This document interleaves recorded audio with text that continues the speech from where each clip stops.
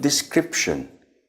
I don't claim that it is the perfect description, but at least sharing with you that I know would inshallah elevate the level of our prayers to the level we want, bi'ithnillahi azza wa jal. So first of all, there are conditions, and these conditions must be fulfilled. And the definition of condition, according to the jurors, is that a thing, without it, the form of worship does not exist. And if it is found and fulfilled, that is the condition, this doesn't mean that it has to be found. What does this mean, Sheikh? I'm confused. I'll give you an example, don't worry. One of the conditions of salat is wudu, ablution. So, if I pray without ablution, my prayer is void. Simple as that. Because the condition was not fulfilled. But if I make ablution, this does not mean I have to pray. I may pray and I may not pray. So, when the condition is there, it doesn't mean that I have to perform the form of worship.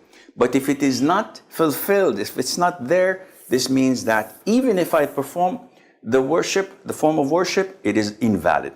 So what are the conditions of salat? There are many. Among them is, first of all, niyyah, or intention. And the intention, some make it as a condition because it comes before the prayer, and some make it as a pillar. And it's more likely to be a condition. So you have to know what you're doing. You have to intend it. And I will not go into the conditions of salat because this is a long topic. But I have to know whether I'm praying Dhuhr, Asr, Maghrib, Isha or Fajr. I just can't say Allahu Akbar and during the prayer say, what is this? I think it's witr.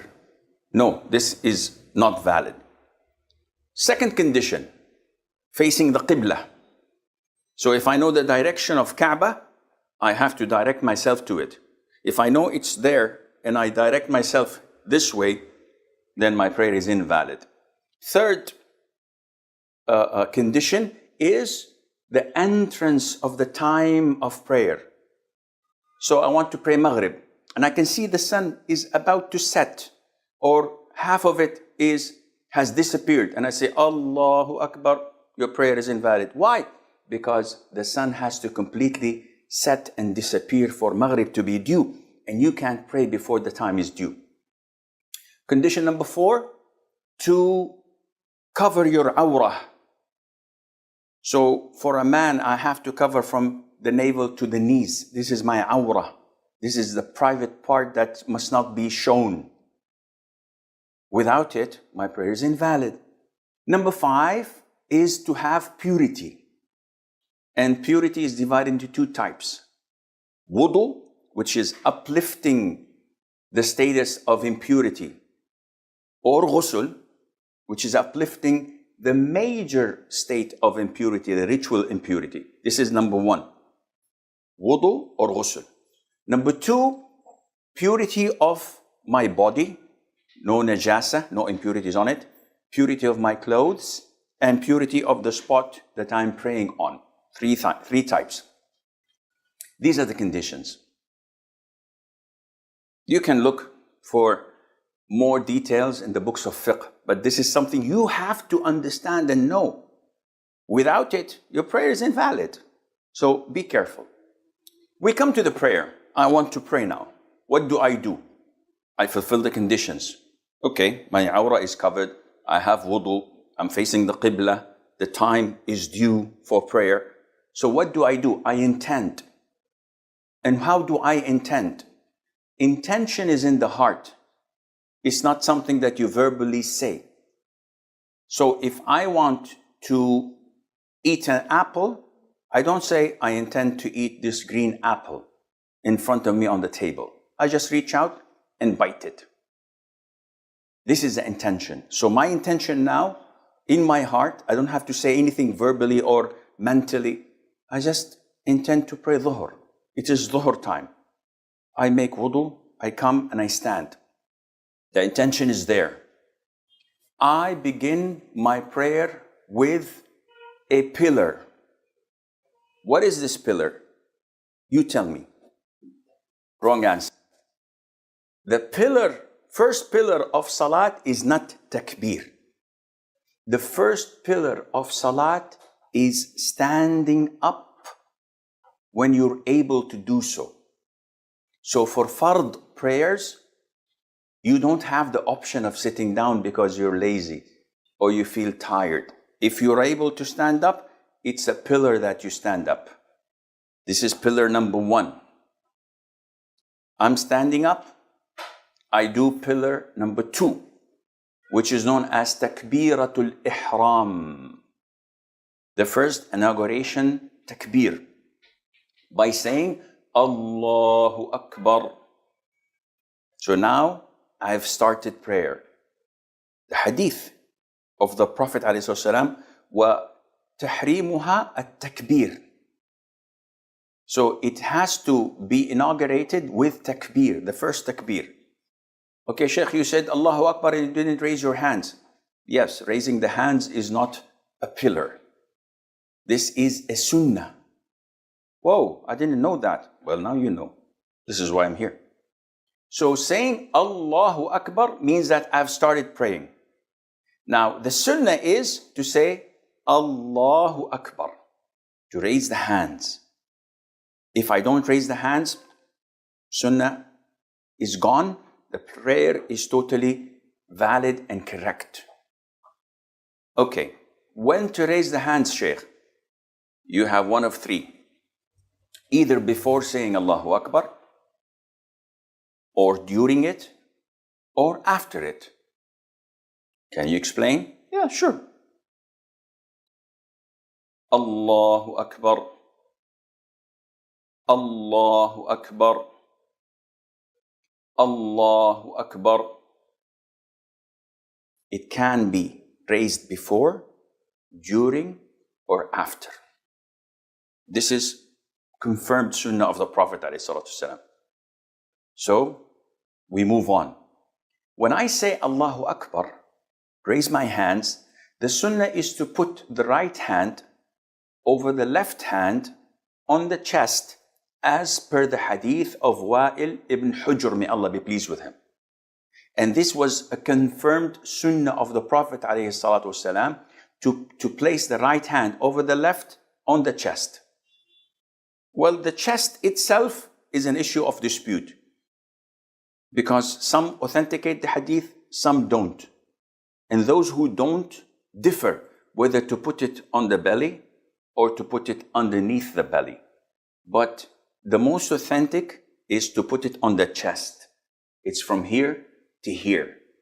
So you put the right hand on the left hand on this chest while in the standing position.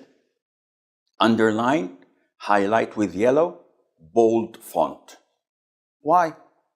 I'll come to discuss this with you, because the hadith, when describing the Prophet's prayer, ﷺ, they used to say that he used to put the right on the left hand in the standing position. So now I'm standing. Let's begin from scratch.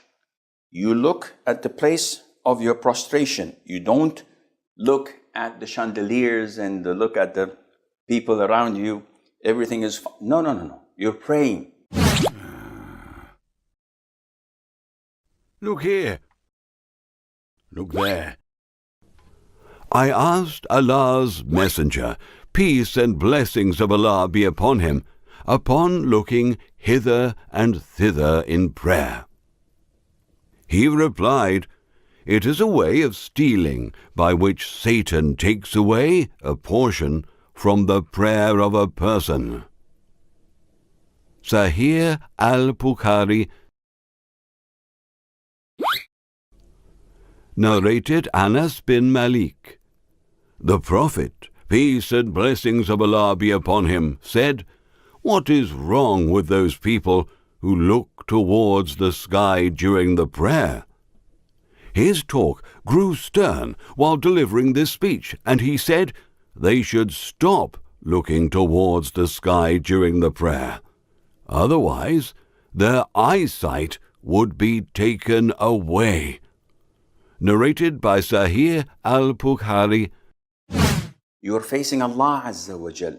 So you stand in submissiveness and humility, expressing your poverty, and you say, Allahu Akbar. Where do I raise my hands?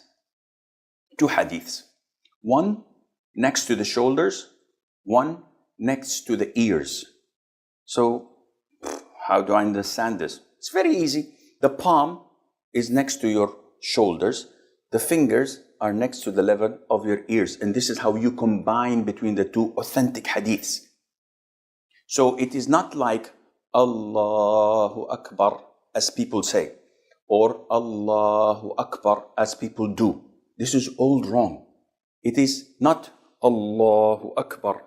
No, it is this way. So the palms next to the shoulders, the fingers are next to the level of the ears, facing the Qibla.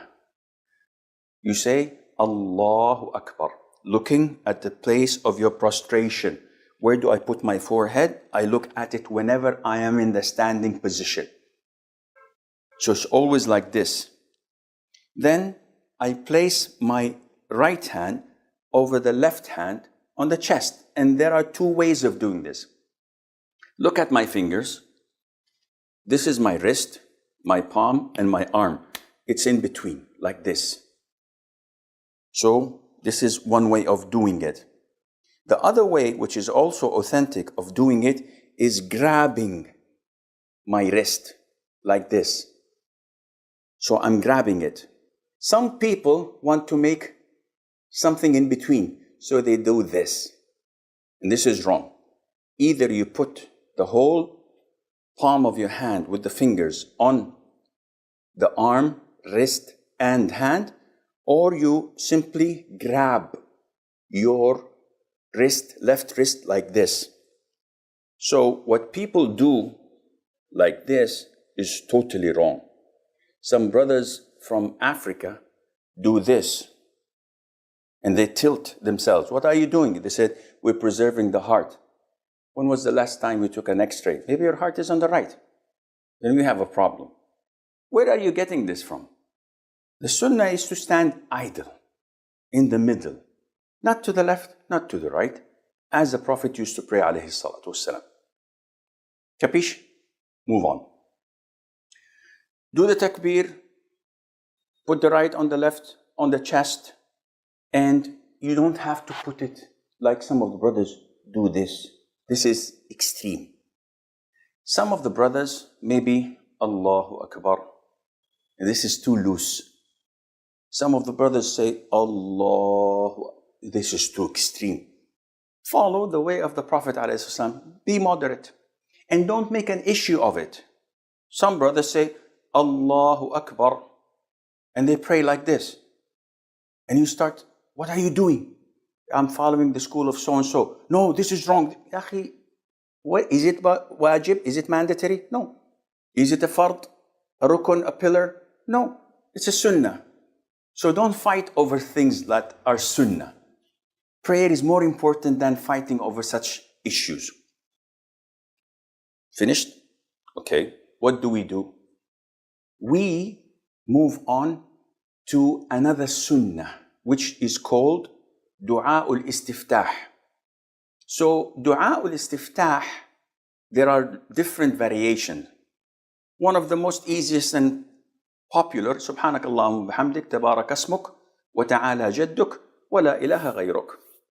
Very easy. This is a sunnah. If I skip it, do I have any problem? No problem. Another famous one is the dua of Abu Hurairah in Sahih Muslim. اللهم باعد بيني وبين خطاياي كما باعدت بين المشرق والمغرب ونقني من خطاياي كما ينقى الثوب الأبيض من الدنس واغسلني من خطاياي بالماء والثلج والبرد. Beautiful dua, Sahih Imam Muslim. There are 3-4 more. You pick and choose. If you skip it, no problem. Then I begin with saying, أعوذ بالله من الشيطان الرجيم, or أعوذ بالله السميع العليم من الشيطان الرجيم, or there are a number of ways of seeking refuge in Allah from shaitan. Mandatory? No. Sunnah. Then I say, Bismillah ar-Rahman ar-Rahim. Mandatory? No, it is Sunnah. Sheikh, give me a break. What do you mean Sunnah? In the Quran, if I open it, I find Bismillah ar-Rahman ar-Rahim, number 1. This is a verse from the Fatiha. Akhi, it's an issue of dispute. And the most authentic opinion, according to the Sahih Sunnah, that Basmalah is not a part of Fatiha. It is a dividing verse between the surahs of the Quran, with the exception of Surah At-Tawbah, chapter number 9. And the hadith is clearly stating this. When Allah says, I've divided prayer between me and my servant into 2 halves. When my servant says, Alhamdulillahi Rabbil Alameen, Allah says, my servant has praised me. Ar-Rahman ar-Rahim, and so on. It goes on like this. So Allah did not mention Bismillah ar-Rahman ar-Rahim, which means it's not part of the Fatiha. But this is another topic, maybe we will discuss it later on. Then I begin in one of the pillars of Salat, which is al-Fatiha. So I say, Alhamdulillahi Rabbil Alameen, Ar-Rahman Ar-Rahim. I say each ayah and I stop and I pause.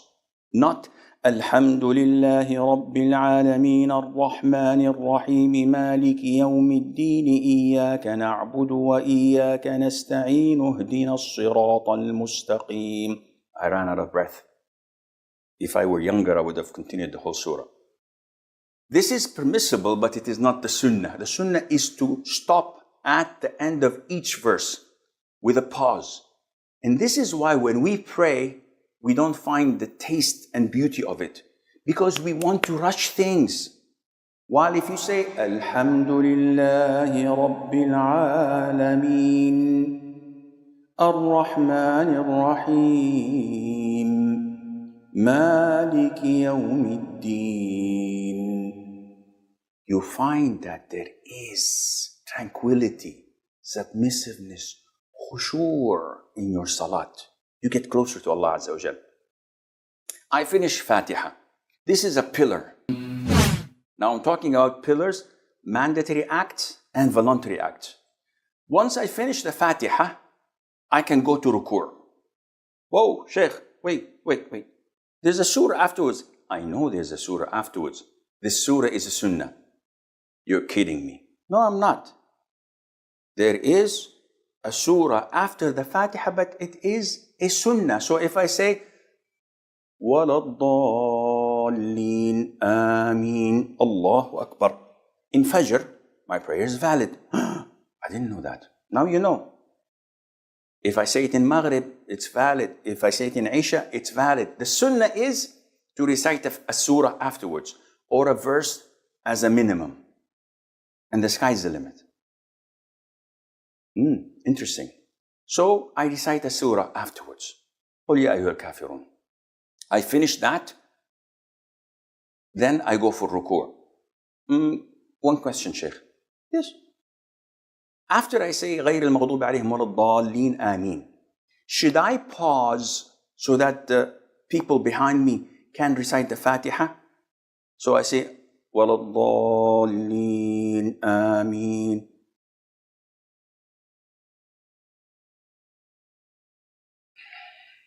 قُلْ يَا أَيُّهَا الْكَافِرُونَ. Oh, why did you stop? So that the people can recite the Fatiha. This is how they do it in Mecca and Medina.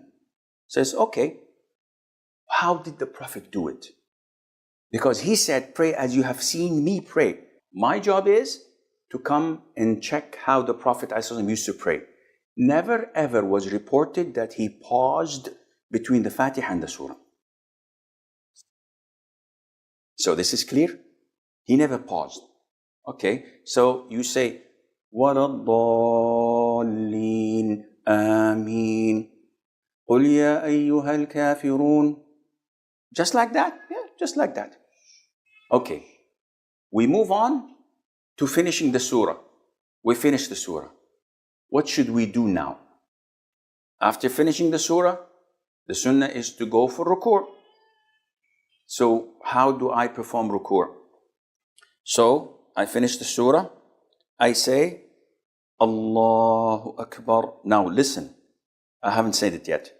Raising the hands, sunnah or mandatory? Sunnah. So the raising of the hands is a sunnah. And when do I say Allahu Akbar? Mistake number one. Allahu Akbar. This is wrong. Mistake number two. Allahu Akbar. Whoa. If these are two mistakes, then what should I do? You should say takbeer while moving, not in the standing position and not after you've reached your ruku'. So that it's called takbeer of movement. So this is the way it should be. Allahu Akbar. So while moving, saying the takbeer. What is the ruling of the takbeer, Sheikh? This is wajib, mandatory. Meaning that if you purposely skip it, your prayer is invalid. And if you skipped it out of forgetfulness or an error, you have to compensate this by sujud as-sahw. So I go to the ruku' position. And what I do is the following. Allahu Akbar. Now in the ruku' position, I have to do the following. Number one, my palms of the hands are spread and grabbing my knees like this. So the fingers are spread.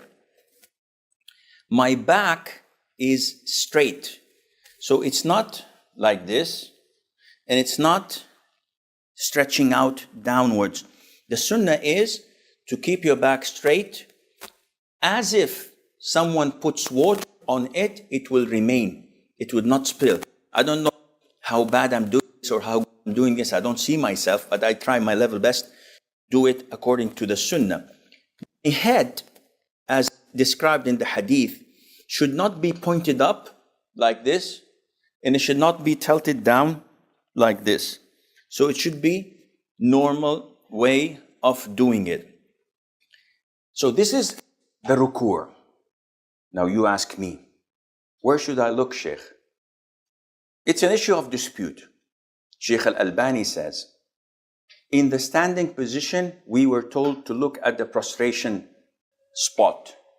But in the ruku', there is no mentioning of that, which made some scholars say, you should look at the spot of your sujud, prostration, like Sheikh ibn Uthaymeen. But this would be proven to be difficult, because if you do this, when you're doing ruku' and you're looking at the position of your prostration, you will find that your head is a bit tilted. So Sheikh al-Albani says, either you look between the area of your prostration and your feet, so in the middle, or you look between your feet, like so.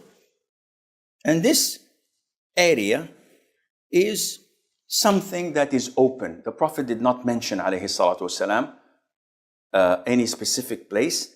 The companions did not describe any specific place. So inshallah, it is more than possible to do whatever you think is best for your salat. Now, after finishing my ruku', during it, I have to repeat the dhikr. And what is the dhikr? I have to say, Subhana Rabbi al-Azim, which is mandatory. And 1 is the minimum. 3 is recommended. The sky is the limit afterwards.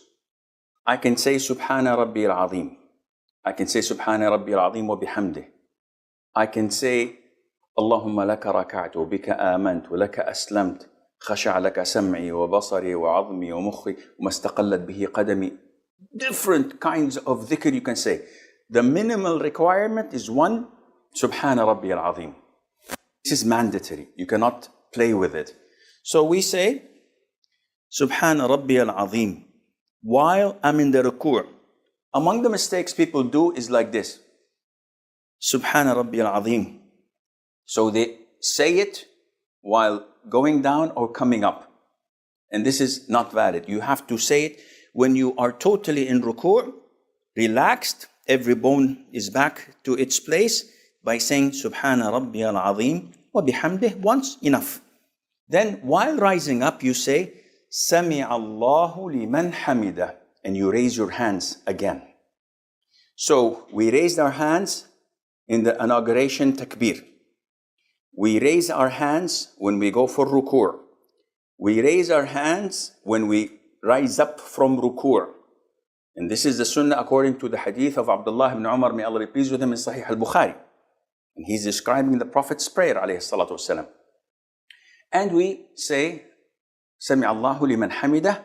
This is mandatory for an individual praying on his own, for an imam leading prayers, for worshippers. And I follow that by saying, Rabbana lakal hamd. Rabbana wa lakal hamd. Allahumma Rabbana lakal hamd. Allahumma Rabbana wa lakal hamd. Either one of these four does the job. And this is said by the imam, by the individual, and by the followers. Which means that if I'm praying behind an imam and he rises from ruku' saying Sami Allahu liman hamidah, I, as a follower, do not say Sami Allahu liman hamidah. I just answer what he has said. So, I've raised or I raised and I got up from ruku' position saying Sami Allahu liman hamidah, Rabbana wa lakal hamd. There are a lot of adhkar I can say afterwards, but this is what's essential. You can say ملء السماوات وملء الأرض وملء ما شئت من شيء بعد. You can say ربنا ولك الحمد حمدا كثيرا طيبا مباركا فيه. And do I place my hands on the chest or leave it on the sides? Either way is possible. What do you suggest, Sheikh? I personally follow the hadith of Wa'il ibn Hujr, which says that whenever the Prophet ﷺ rised from ruku', whenever the Prophet ﷺ stood up, he used to put the right on the left on the chest. So now after I've risen from ruku', what is this position called? Is it sujud? Is it ruku'? What is it? It's standing up. So according to the hadith, then I should do this. The majority of scholars say no, you have to put it on your side. But there is not a single hadith that stated that the Prophet used to put his hands on his side in any position. So it's an issue of dispute, but akhi, again, this is a sunnah. You put it on your chest, you put it on your side, there's no problem. Don't make an issue out of it. Don't label people or classify people or think that people are better than you or worse than you. No. Just leave it as it is. This is the conviction, leave them. So I'm in the ruku' position, Subhana Rabbi al-Azim wa bihamdih, Sami Allahu liman hamidah, Rabbana wa lakal hamd hamdan kathiran tayyiban mubarakan fih. سمع الله لمن حمده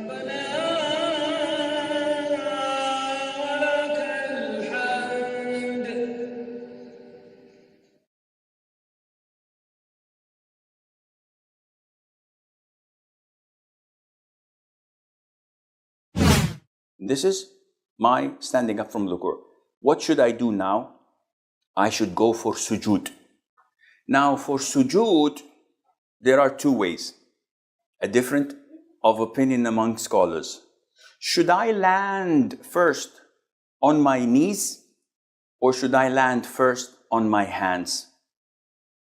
It's an issue of dispute.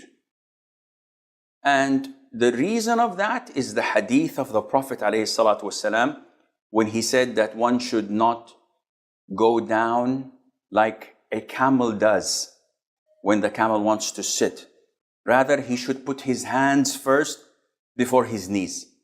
And understanding whether the hands of a camel are their elbows or the knees in his feet, it's an issue of dispute. Either way is okay, inshallah. So, however you feel comfortable with, you should do it. I personally, due to age, due to praying on marble or stones, whenever there are pebbles in the ground, if you land from the standing position on your knees, would surely injure yourself one way or the other. For elders, it's difficult to go on their knees, especially if they have knee problems. It's always best to go first on the hand. It's like a shock absorber. It absorbs the fall itself. It eases the pressure on and the weight on the knees. So how to do this? This is what we'll, inshallah, show you now. So, in order to do sujood, you will find that I'll take my glasses. Now I can't see you, but alhamdulillah, you can see me. Why do you take your glasses off, Sheikh?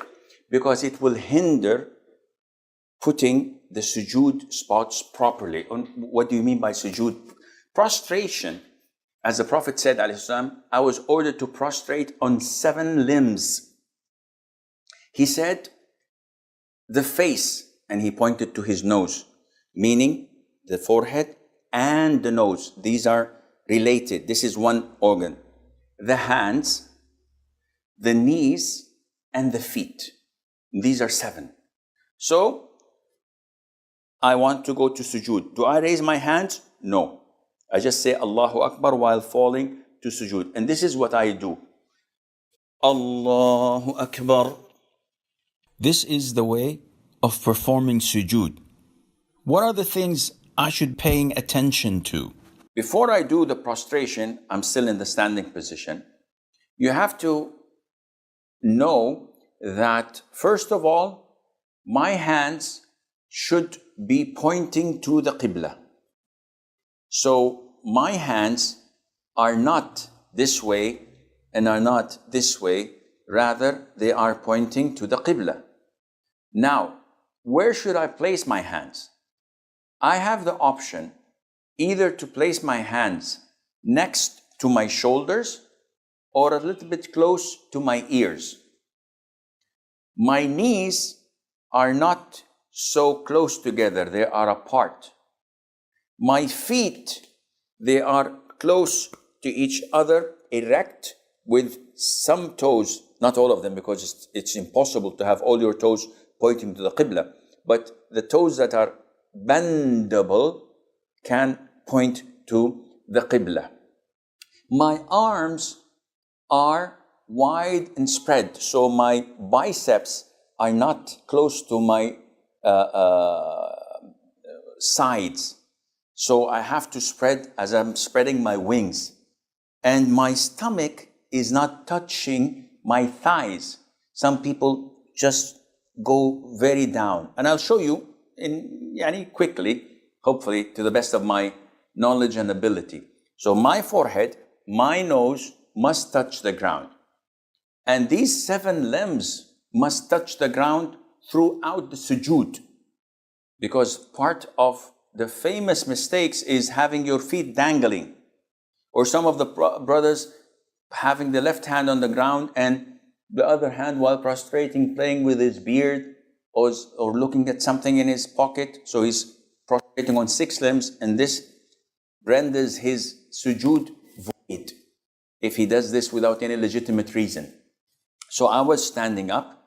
Now I'm falling into the sujood position, and I'm saying Allahu Akbar in between. So let's look at how I make the sujood. This is one of the ways of doing it. So my hands and fingers should be pointing towards the Qibla. My face, my forehead, and my nose are touching the ground. I should have my arms apart and away from my body. And at the same time, my stomach is not touching my thighs. Some brothers do this, and this is wrong. And this is too much spread. So the appropriate way is either having my hands next to my ears or to my shoulders. I can have this one here, and I can have this one here. Look at my feet. they are touched together, not far away. They are touched together with my toes bent towards the Qibla as much as possible. Now, if I'm praying next to people, to my right and to my left, if I do this, I'm gonna annoy them and maybe harm them. So it is permissible when you are in a tight position to put your elbows on your thighs or inside. What is haram and prohibited is to do this. This is prohibited, which I have my forearms on the ground like a dog. And the Prophet said that this is totally prohibited. What should I say when I'm prostrating? Subhana Rabbi al-A'la. Subhana Rabbi al-A'la wa bihamdih. Sabbuhun qaddusun Rabbul malaikati wal ruh. So many du'as. The minimum requirement, Subhana Rabbi al-A'la. Can I make dua? Go ahead, make dua. As much as I want, as much as you want. Oh Allah, pay my debts. Oh Allah, guide my children. Oh Allah, guide my wife. Oh Allah, get me a second wife. Oh Allah, grant me health, whatever. In Arabic. Sheikh, I'm non-Arab and I can't say it in Arabic. No problem, say it in your own language. Oh, this is interesting. Yes, the closest you are is when you are in sujud position. So if I'm in my sujud position and I would like to sit between the two prostrations, I say, Allahu Akbar. And I sit on my left foot. This is called iftirash. And I erect my right foot with as many possible toes towards the Qibla. My hands are on my thighs and my knees. So it's in between. The area is possible. You don't have to do this. You don't have to do this. It's here. Sit normally. Don't be so technical. Sometimes people are so technical, they forget the prayer, they forget what you're reciting, and just think, oh, am I doing this right? Am I doing this wrong? Be natural. Follow the Sunnah, acknowledge that this is the Sunnah, the way of the Prophet, and do it naturally. And when I sit like this, I say, Rabbi ghfirli. Minimum is once. I can say 10 times, 10, 20 times. I can say 2, 3, 4, whatever. Rabbi ghfirli, Rabbi ghfirli. Issue of dispute, is saying Rabbi ghfirli mandatory or Sunnah? Some scholars say it's Sunnah. I am inclined to say that it is mandatory because the Prophet ﷺ always used to say it. Any other dua? Yes, there is a longer dua. Rabbi ghfirli warhamni wa'afini wajburni wahdini warfa'ni. All of this is possible. This is the prostration or the sitting between the two prostrations. It's called iftirash. And if you would like to show it from behind, I'm sitting on my left foot and my right foot is erect. This is the Sunnah. Sheikh, I have problems with my right foot, so can I put it down like this? No problem. Sheikh, I'd like to sit with 2 feet on one another because this is the only way I feel comfortable. No problem. Your prayer is valid. You will lose the reward of the Sunnah, but your prayer is totally valid, akhi. No problem. Not only that, Abdullah ibn Umar, may Allah be pleased with him, at the end of his time, he used to sit cross-legged. And when some of his companions followed him, he said, no, this is not the Sunnah. I'm doing this because of my knees. You should sit like the Sunnah. But the position is what? Sitting. So no matter how you sit, there are things, but the more you are following the Prophet, the better it is for your reward. I must do a second sujud. And it's the same format. I say, Allahu Akbar. The same thing exactly, Subhana Rabbi al-A'la. Now, after I finish my sujud, I have to rise up to the second rak'ah. There is a sunnah that is called Jalsa al-Istiraha, where I stand up. Before I stand up, I give a small pause. And then I say, Allahu Akbar. So when standing up, one should not stand with 4 fingers between the 2 feet, like some schools of thought say. And you go to the masjid and you find the people standing like this. What is this? If you want to answer the call of nature, go ahead, but don't come to the prayer when you're this tight. So this is, the way I'm standing is wrong. Some brothers, when they want to come and pray, they do this. Why? He says, the one on the right is far away from me, and the one on the left is far from me. And the brothers is doing this and doing this. Akhi, what are you doing? This is done in karate, in taekwondo, but not in prayer. So how should I stand? Stand normally, akhi.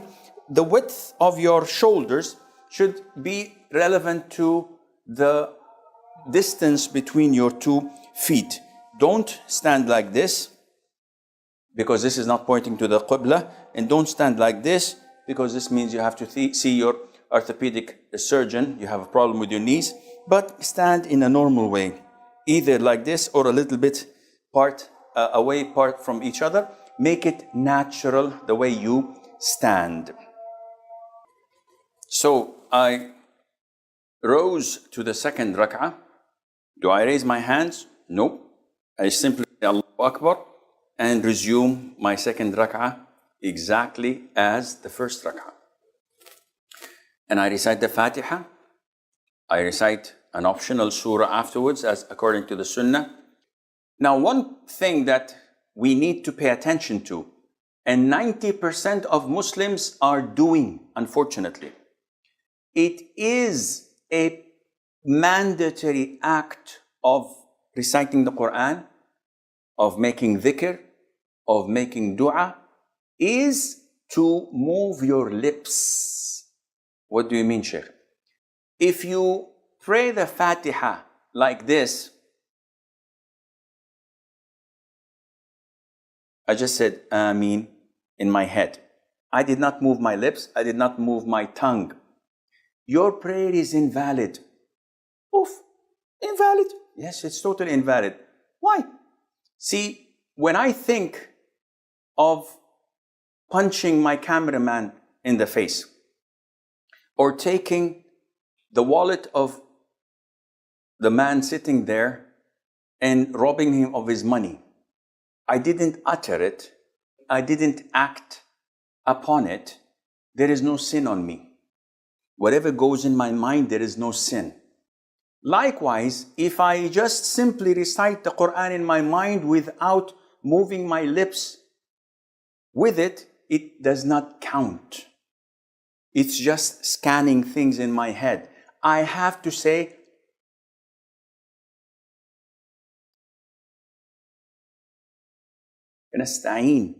I have to move my lips and my tongue. And this is why when some of the companions of the Prophet ﷺ came to him, he said to him, your tongue must remain moist with the remembrance of Allah. Which means that you have to move your tongue when reciting the Quran, saying Allahu Akbar. The people, they do like this. And they keep on their prayer without moving the lips, and this is totally wrong. One of the things that a lot of the Muslims also make a mistake in is keeping their eyes closed. So what are you doing? Well, I am daydreaming. I think I'm on the beach in Côte d'Azur, in Cannes or Nice. Wow, it's fun. Allahu Akbar. What? This is totally haram. Why are you closing your eyes? He said, oh, Sheikh, I'm distracted. Whenever I keep my eyes open, the man in front of me is moving, and the next one to me is touching his pocket, and the third one is picking his nose, and every time I feel tempted to look at my watch, and sometimes I say, Sami Allahu liman hamidah, and I watch the chandeliers and the lights and the writing on the wall, I get distracted, so I close my eyes. This is not permissible.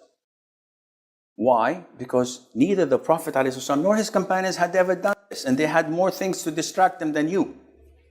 Now, if you tell me that there's a child in front of you while praying, sometimes you get these situations. You get a 3-year or 4-year-old child standing in front of you, looking to you into your eyes, and it's doing faces to you.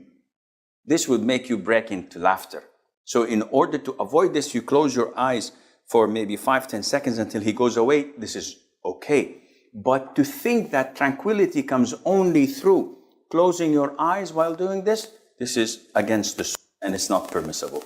Also, one of the common mistakes is that when you are in the ruku' position and you say Sami Allahu liman hamidah, people think that this is time for dua qunut.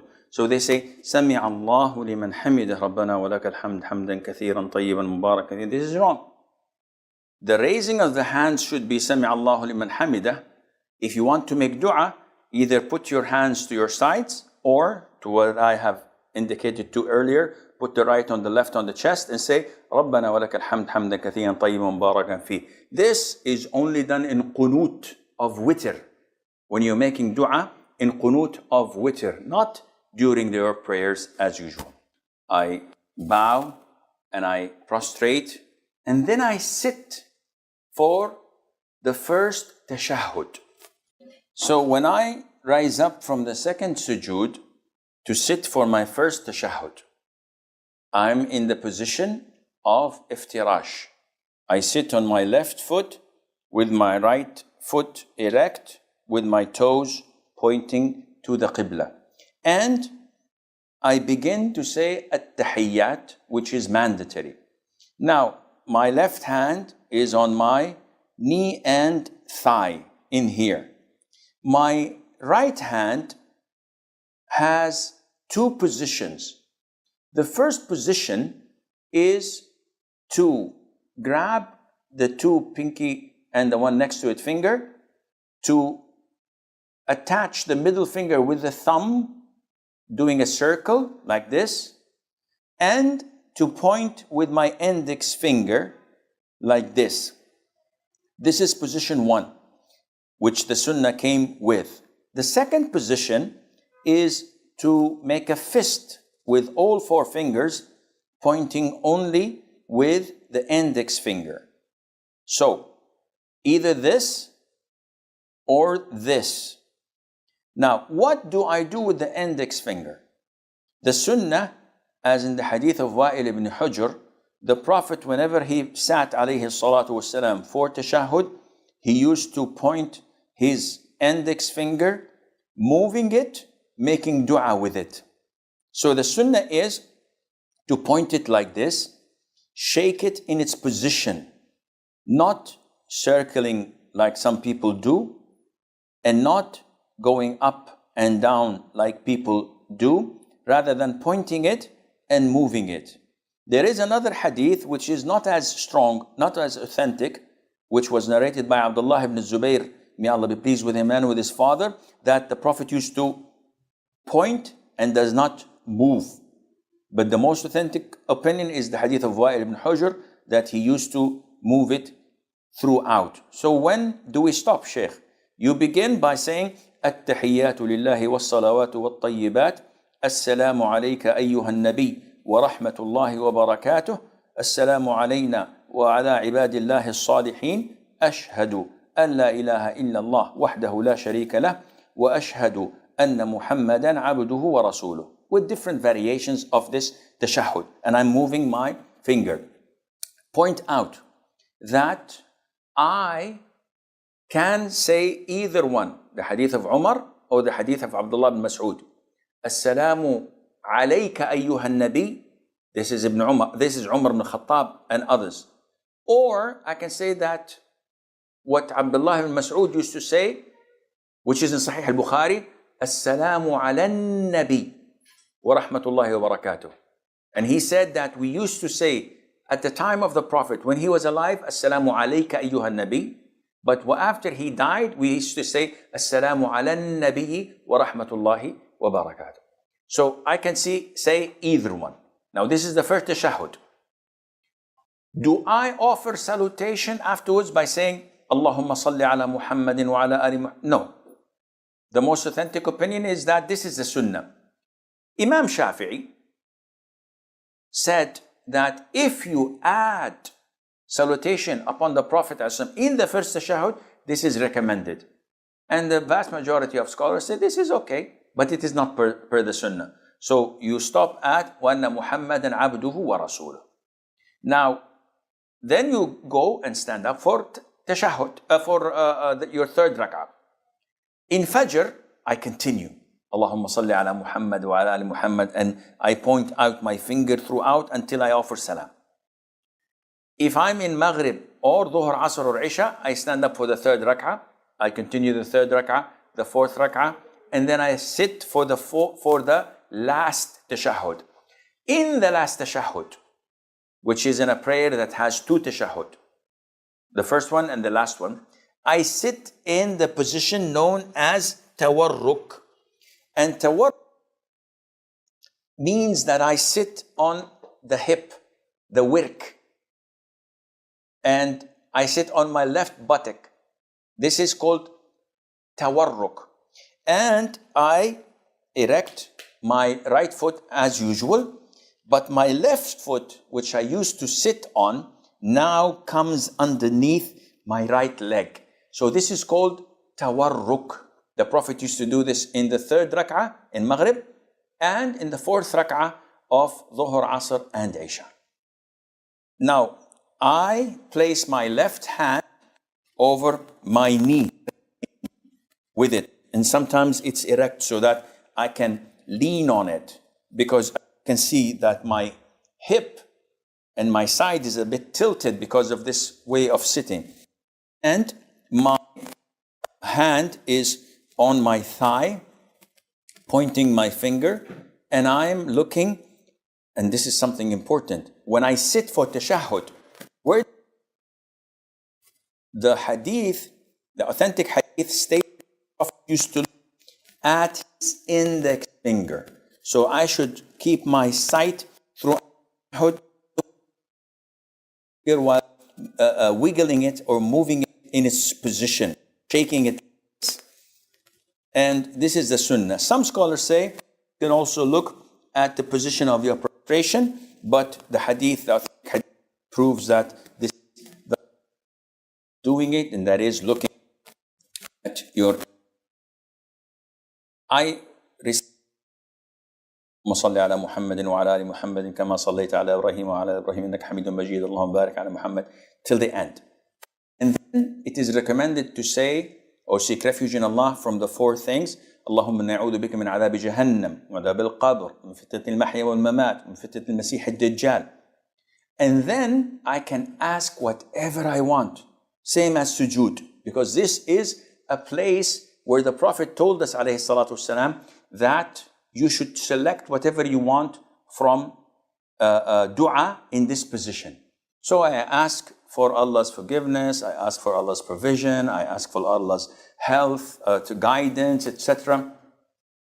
And then recommended to conclude before salam by saying, Allah ala dhikrika wa shukrika wa husni ibadatik. This dua of Mu'adh ibn Jabal, some say it's before salam, others say it's after salam. I'm inclined to say it before salam because this is the time of dua. And then I offer salam. And how do I offer salam? I say, Assalamu alaikum wa rahmatullah.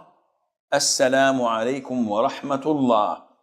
If you notice, I did not pause. I did not say, Assalamu alaikum wa rahmatullah. Assalamu alaikum wa rahmatullah. It's not this way. And it's wrong to say it